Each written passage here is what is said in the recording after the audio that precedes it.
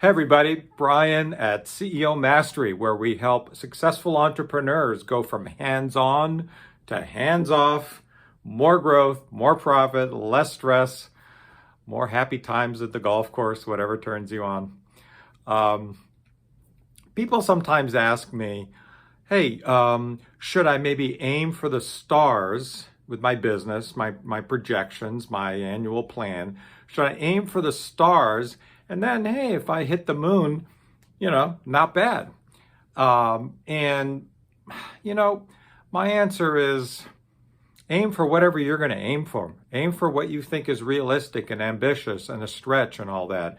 But it's not about managing our emotions. It's not about managing our emotions. In other words, what we're saying when we ask, well, should I aim for the stars, but if I don't make it, then I hit the moon, then I feel okay. It doesn't matter what you hit.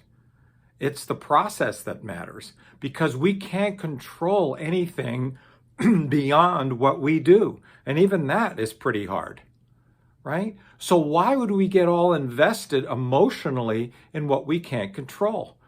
A great metaphor is an archer. An archer trains and practices and strengthens and takes deep breaths and calms himself or herself. Great. And then they pull back the bow and at some point release.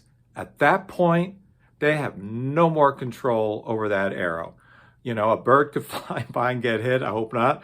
A wind could come and blow. I mean, who knows? They could just be off the mark. They just missed. Hey, it happens. Are they going to get all bent out of shape and break, reach into their quiver and break arrows? No. Why? Because they can't control it. Once it's released, they cannot control it. But what an archer can do is apply themselves to the practice of archery, the physical fitness and mental fitness of archery. That's all we can do. We can just do our best and then let her fly. Because doing our best is what makes a happy life. It's living a virtuous life, borrowing from the Stoics. It's how we proceed. The Stoics have 4 cardinal virtues. They are courage, justice, temperance, and wisdom. And you may want to think about those. I'll say them again in different order, actually. I'm going to start with wisdom, justice, courage, temperance. And the idea is if we live those values, if we use them as a framework, I love frameworks.